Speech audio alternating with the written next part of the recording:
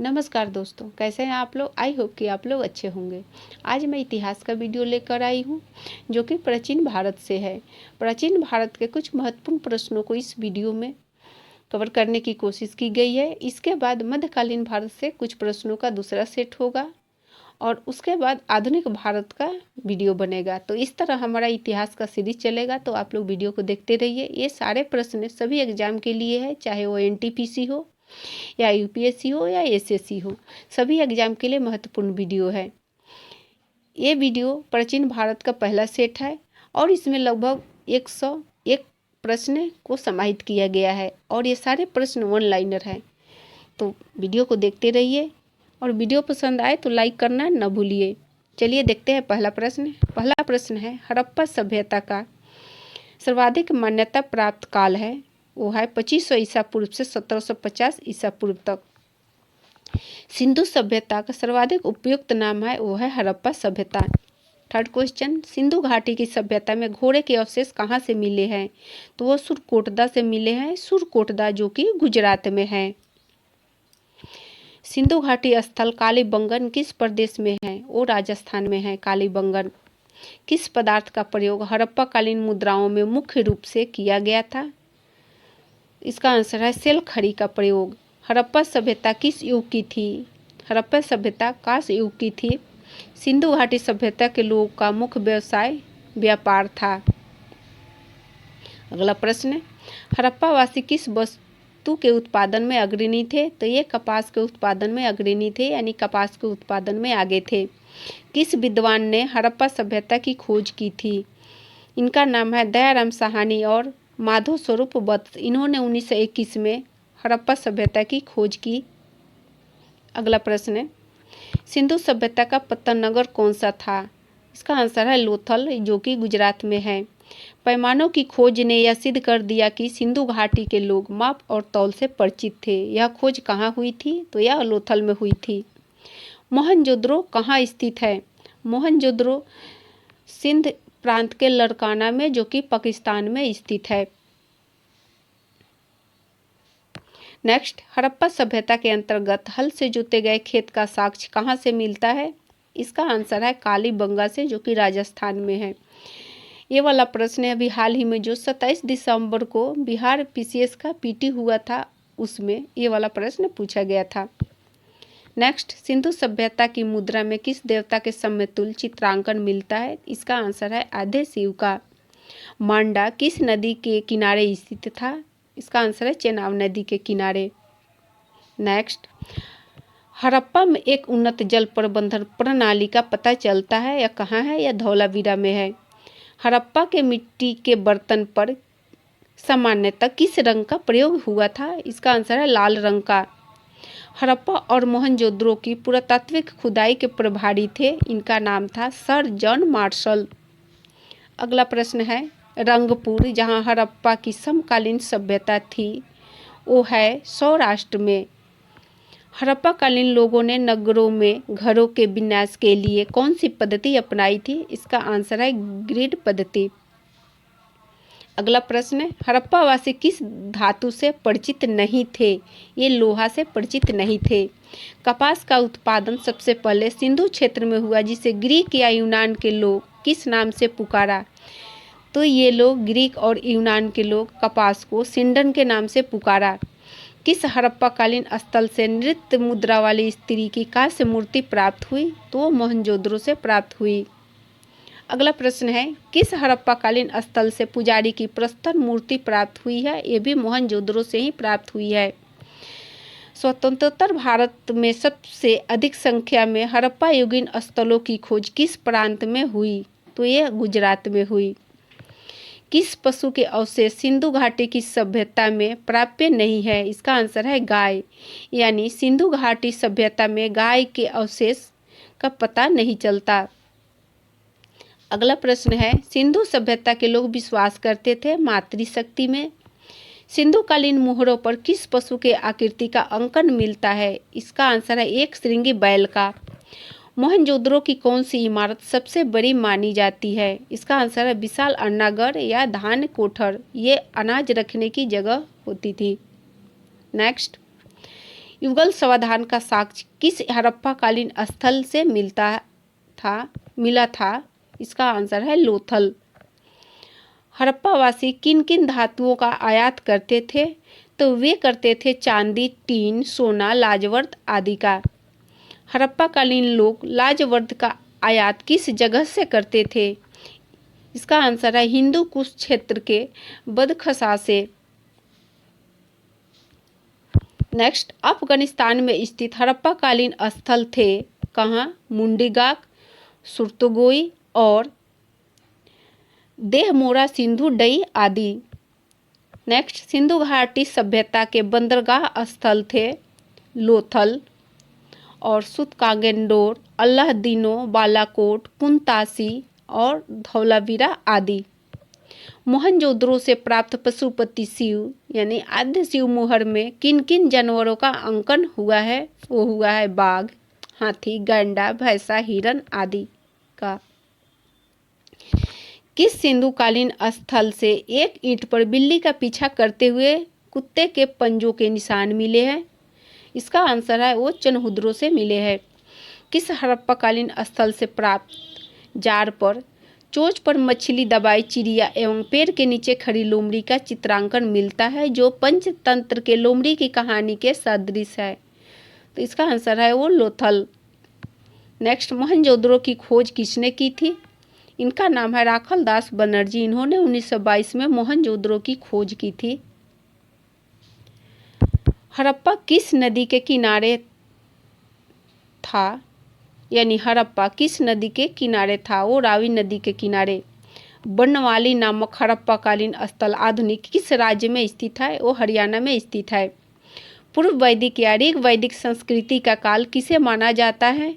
इसका आंसर होगा 1500 ईसा पूर्व से लेकर 1000 ईसा पूर्व तक।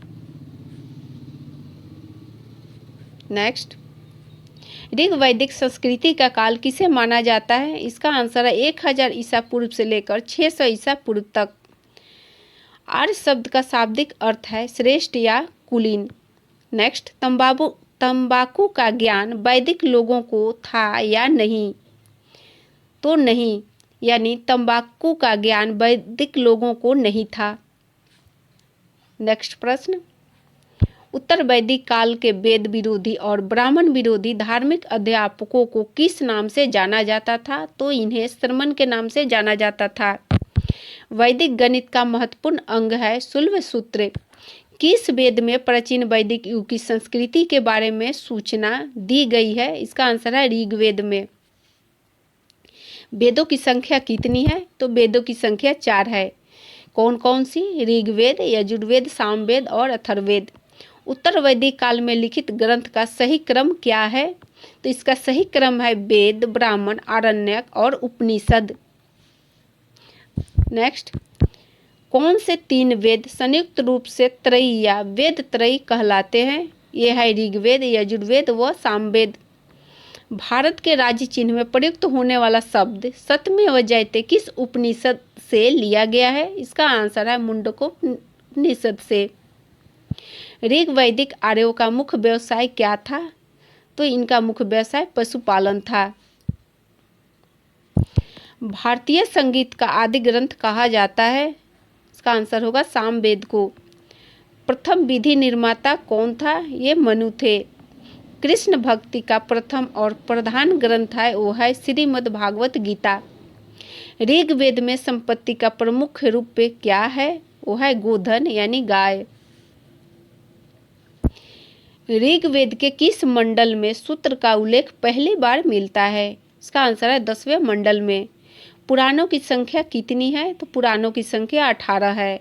वैदिक धर्म में किसकी उपासना मुख्य रूप से की जाती थी? तो वो है प्रकृति की उपासना की जाती थी यानी नेचर की। किस देवता के लिए ऋग्वेद में पुरंदर शब्द का प्रयोग हुआ है?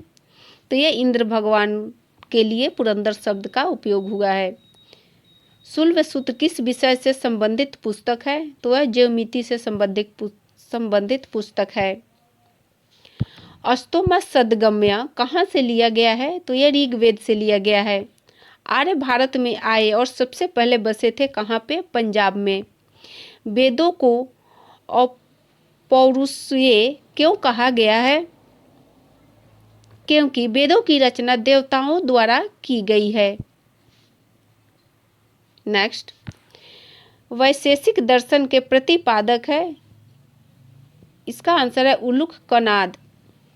ये भी क्वेश्चन 66 बीपीएससी में पूछा गया है अभी, जो कि हाल ही में 27 दिसंबर को हुआ था। इसमें यह पूछा गया था कि परमाणु सिद्धांत का प्रतिपादक किसने किया था? तो परमाणु सिद्धांत का प्रतिपादक भी उलूक कनाद ने किया था। मीमांसा या पूर्व मीमांसा दर्शन के प्रतिपादक है जैमिनी।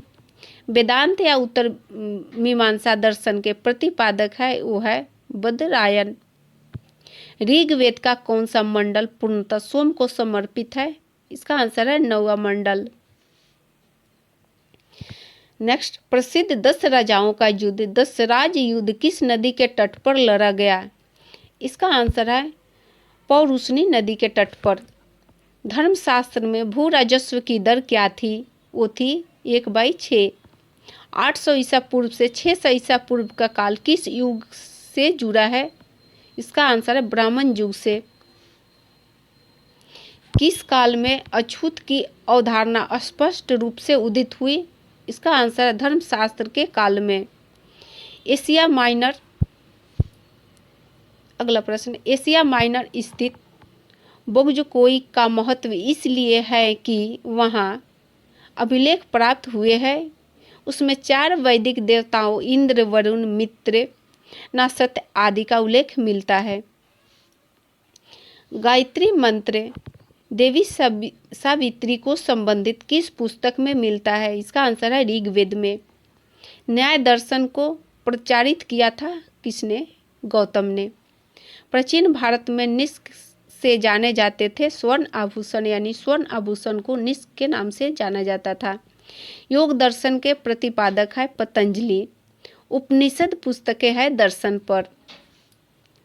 अगला प्रश्न है, आरंभिक वैदिक साहित्य में सर्वाधिक वर्णित नदी है वह है सिंधु नदी। उपनिषद काल के राजा अश्वपति शासक थे केकय के। अगला प्रश्न है, अध्यात्म ज्ञान के विषय में नचिकेता और यम का संवाद किस उपनिषद में प्राप्त होता है? इसका आंसर है कठोपनिषद में।